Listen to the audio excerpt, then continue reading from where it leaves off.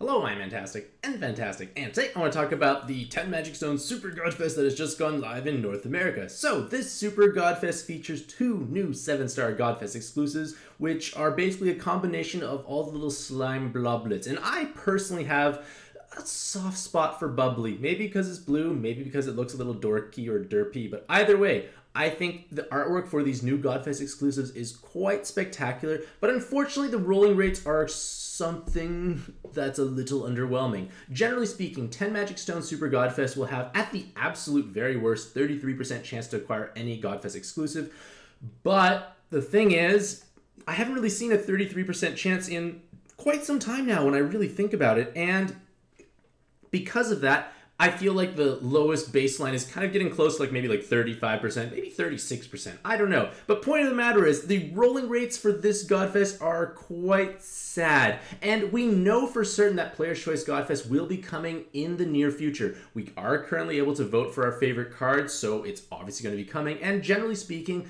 Player's Choice Godfest at least have better rolling rates, possibly a better lineup. But for myself, I'm the kind of person who only tries to roll if the rolling rates are truly favorable, so to speak. And unfortunately, this Super Godfest is not. That tends to be the case whenever there's a debut for any Godfest exclusive, but I'm gonna assume that Player's Choice Godfest will include these two new Godfest exclusives because, well, they weren't part of the voting pool, and Gung-Ho tends to introduce new cards alongside that. So, with that being said, I advise you not to roll, but let's take a look at the two new Godfest exclusives themselves. So, the first is Flamey and Bubbly, and both of these cards are transforming, so you only have one skill boost and 22 turns to transform, so a modest hurdle you might have to try and overcome. And when you do transform, they get 15 turns of 3 times personal damage, which is kind of outrageous because they have one of the highest personal damage multipliers in the game with 7 3 attribute awakenings. It's like 600 plus times personal damage multiplier, something comically high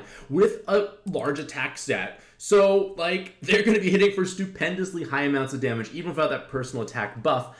And their active skill on a 3-turn cooldown will set their damage cap limit to 6 billion. I don't know how they're going to hit 12 billion on a regular basis. I'm not quite sure. Maybe not. I don't have this card, so I can't test it. But it should be a pretty spectacular amounts of damage output, even on rainbow-based teams. And then it changes the whole board to fire, water, wood, and hearts after unlocking it. So a board changer for 3 specific colors and hearts on a 3-turn cooldown. And then their leader skill has no damage reduction and no bonus combos, which is okay if you're just various color attribute awakenings, 4, 5, 3, etc.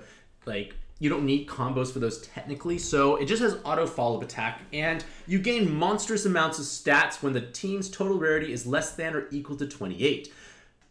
Flamey and Bubbly have 8 rarities, so you only can have 20 rarity worth of cards on your given team, and you have 4 subs, so the average is 5 stars or so. If you have 6 or 7 stars, you have to have lower rarity cards. And one card that comes to the top of my head would be say Amberjack or Gung-Ho Parvati. Gung-Ho Parvati is a very low rarity, useful cleric card. So I feel like team building will be quite different than what you're actually used to seeing. So I guess that could be fun in its own regards.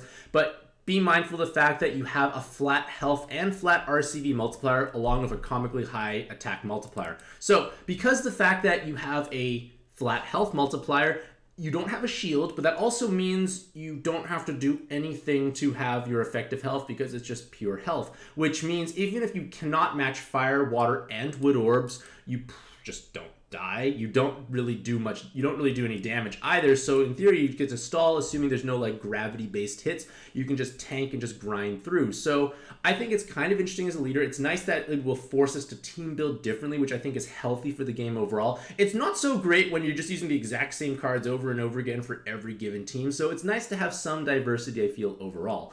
And if you are unsatisfied with their evolved form or their transforming forms, all the weapon assist for all the bloblets follows a similar pattern of a sub-attribute donation for the respective color, change additional typing, so it's an attacker typing for red, it's physical for blue, balanced as green, so on and so forth. They give a skill boost and 5 enhanced orbs of their respective color. So this is great for super gravity dungeons where OEs do become helpful to increase your damage and counteract negative orbs.